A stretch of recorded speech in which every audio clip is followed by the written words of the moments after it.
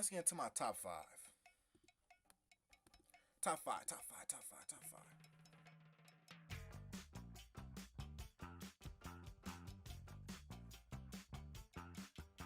Chris Dishman, former Houston Oilers player, along with the rest of the guys, Bo McDowell, Eddie Robinson, that are in the swag. I don't feel like it's the best move, and I don't feel like it's the best move because, quite frankly, he had better options. I mean, I think Big Mac, Fred McNair looks better in a Texas Southern pullover than Chris Dishman. I think Andre Johnson looks better in a Texas Southern pullover than Chris Dishman. Sorry, this guy. There was this whole two week span where they go, oh man, the board of trustees, the athletic director, they don't get along. The athletic director would like Fred McNair. The board of trustees, they want to get Andre Johnson, and they're butting heads, butting heads, butting heads, and we can't get to a solution. We're never gonna find a coach. So what should we do? You know what? They took it old school. Like, you remember you were 6 and 7 talking to your friend, and you get in an argument with them, and your parents just try to come to a common ground. They go, okay, fine. Let's find something both of you guys want. And I don't care if it's neither one of these coaches. We're going to find something that y'all both can agree on. They said, all right, fine, Chris Dishman. Give it to him, Chris Dishman. We'll take it. He's a football guy. He's also an ex-NFL player. And as much, oh man, we'll get into Karen Phillips another day.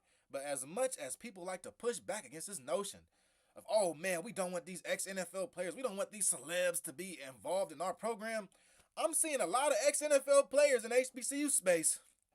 A lot of them. Terrence Mathis, Chris Dishman, just in this cycle alone. I wouldn't be surprised if Mickey Joseph used to play ball when he was a kid. You know what I mean? This whole understanding that, hey, we need to try something different. We want to get an old school coach. Look, you don't want an old school coach in today's age. Let me tell you right now, you don't want an old school guy in today's age. Transfer portal, all this stuff going on, limited resources. This is when you don't want an old school coach. Who do I think should have been the coach at Texas Southern? I would have took Fred McNair. I would have. And I see down there in the comments, man, McNair lost to a sorry TSU team 2 years in a row. Sure. But has TSU, Texas Southern, have they ever presented a player as good as Jarvian Howard in the past 3 years? Have they? Have they been able to produce the type of wide receiver talent that Alcorn State has been able to produce?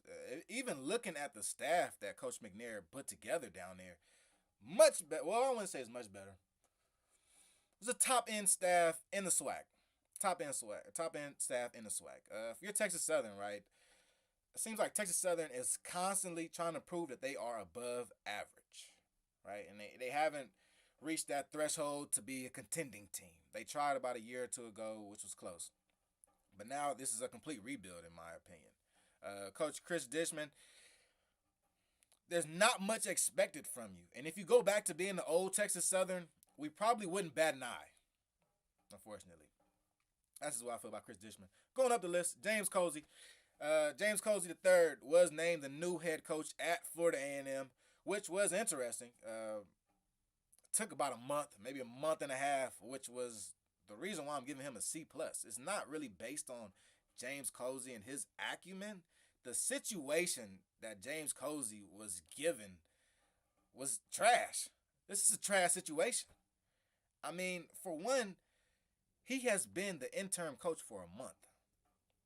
You've looked this man in the eyes for a month and essentially told him, yeah, we're going to find somebody else that's better than you, right? And there was a real point where you got to think that Coach Cozy was just the caretaker of the team. Maybe FAMU has their eyes set on something so big that Cozy just wouldn't even fit on that new staff.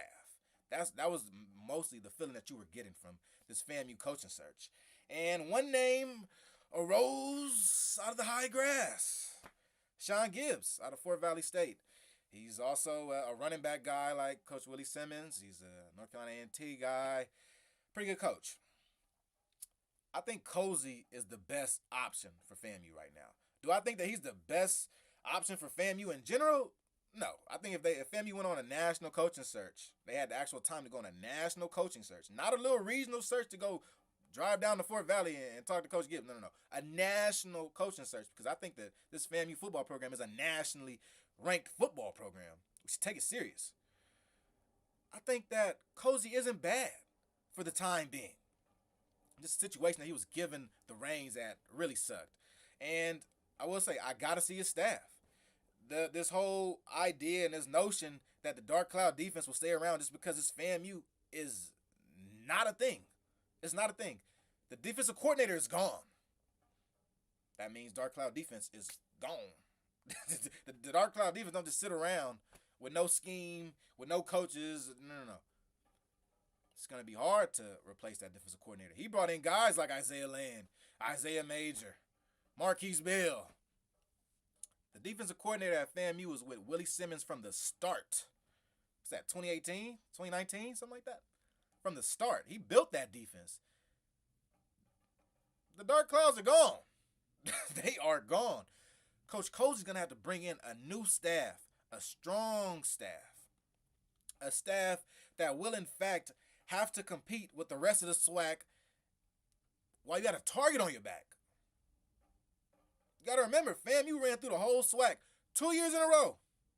There are some players in the SWAC that have never beat Florida A&M. They're looking at Florida A&M like, oh yeah? You guys got a new coach? Oh, okay. And a new quarterback? Oh, okay. And a new defensive coordinator? Oh, okay.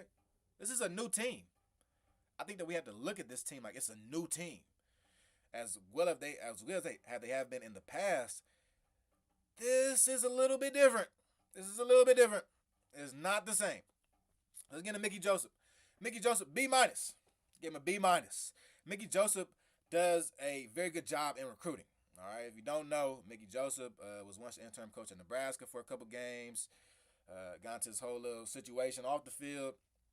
It came out that he, in fact, didn't do those things, so he was good, but he also was fired from his intern position at Nebraska. Previous to that, he did spend time in Louisiana. He's at LSU. He was at LSU with Joe Burrow, Jamar Chase, Justin Jefferson. Yeah, that whole team now, it just ran the circuit, went 13-0. He was a part of that team. He was heavily involved in recruiting also. And he was also the wide receivers coach. So that shows that there's some potential in this move. There's definitely some potential in this move. I don't feel as though all is lost at Grambling. I just feel like they hit the reset button too soon. Too soon. And I think they were afraid of Hugh actually failing. Because I don't think Hugh Jackson had failed yet. I think they were afraid that Hugh would fail and it would further put Grambling down on the list of competitive SWAC schools. Because at the end of the day, athletic director Travian Scott was trying to increase the profile at Grambling. Right? You bring in Hugh Jackson around the same time as Deion Sanders go to Jackson State. You want to really show that you are also competitive. You want to show that, yeah, we're still Grambling. We're still the G-Men. And I think that this year coming up would have been a make or break year for Hugh, that's fine. That's almost every year for a college football coach. But in it being such a big year for Hugh Jackson, I think the end of the year hurt him the most. And that's what led to his firing. Losing the Bayou Classic, not getting over 6 wins. Some of those things kind of hurt him. But Mickey Joseph, as a coach, I think he can do good things at Grambling. I don't think that he's that much better or that much worse than Hugh Jackson. If that's probably the best way I could put it. I don't think he's that much better or that much worse than Hugh Jackson. Wherever that puts you on the win column, is that 6 wins or 7 wins? Not really sure where that puts you. But I will say this. I'm expecting a lot from this offensive staff. I truly am. He's an offensive guy. So I'm expecting a lot from the staff that he brings in. I'm expecting this staff to take Miles Crawley to new heights. I still think Miles Crawley is the best quarterback in HBCU football. I still believe that. Let me get tissue real quick.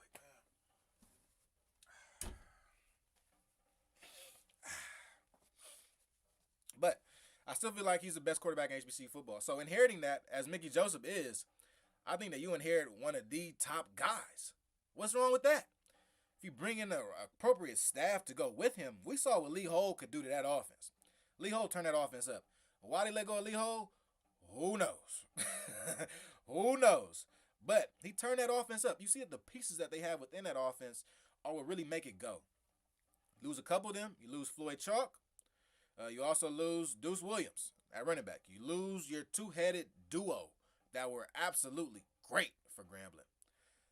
You lose that, but in gaining Mickey Joseph, you're going to have to assume that he brings in some dogs at running back also.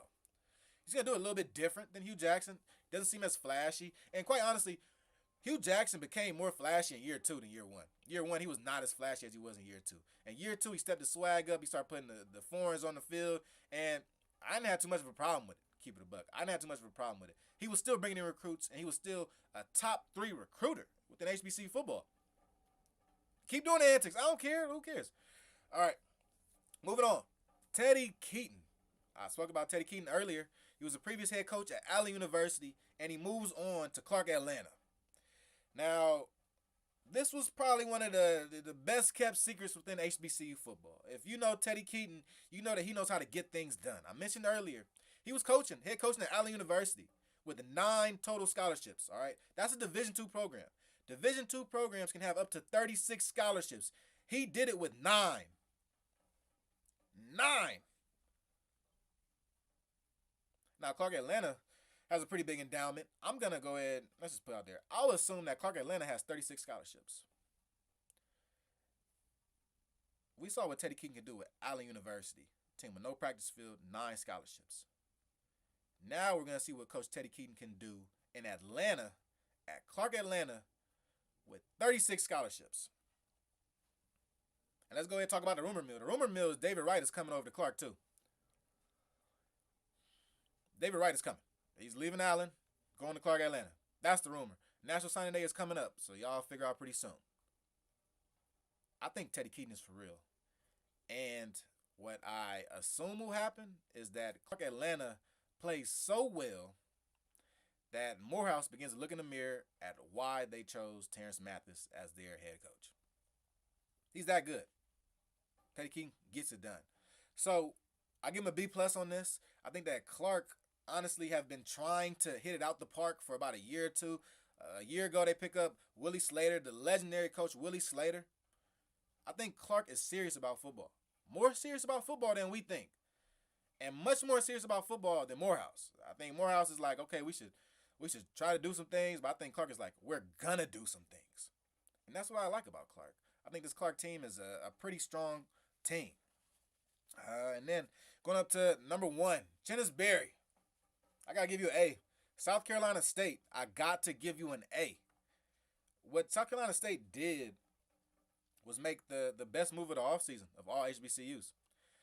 Chennis Berry was supposed to have an interview with Southern the same week that he chose South Carolina State. I don't think Chennis Berry ever hopped on that plane to Southern. I don't think he ever headed to Baton Rouge. I think that after he spoke with Coach Buddy Pugh about what could be at South Carolina State and what he brings to the table, things clicked. I think like a light bulb went off in his head, went off in everybody's head, about who to pick as the next head coach at South Carolina State.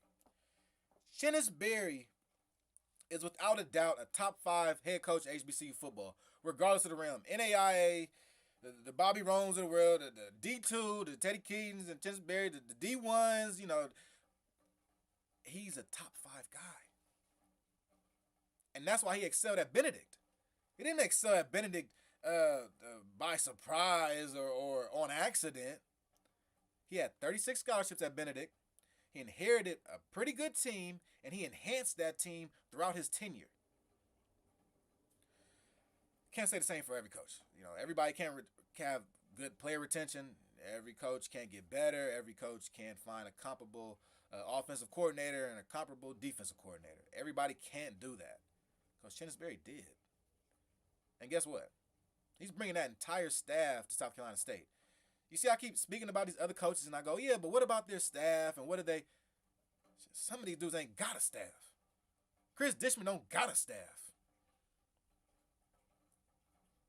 So when I look at this, it's an A for many reasons. It's an A because he's already proven. It's an A because he's only an hour down the road, so recruiting doesn't even change. It don't change. You go to the same high schools with a different pullover on. This one is what? Garnet and white. That's the color of the pullover now. So, Chennis Berry, if you were to hit a ball out the park, it would be this right here. Shout out to South Carolina State for making this move, and I think this will help South Carolina State in what they are trying to do as a program, which is grow. They're trying to grow. They're trying to grow badly. Like to me, they seem like a plant that's in a small box. We even saw last year, like maybe a couple games into the season, they did some renovations on the stadium and turned it into a horseshoe. Just changing things. I really can feel that South Carolina State wants to become this powerhouse that they once were before. I can feel it. It's bubbling. And with what he's doing down there, Coach Chennis Berry, man, is second to none. Second to none. So, just did my top 5. Open it back up. My boy Malk back here in the cut. Malk, let's talk about some top 5s. Let's talk about some of the best coaches. And right before we get into a deeper dive into Benedict and what they are as an actual program, let's talk about the A to D's, man. Malk, what's the deal?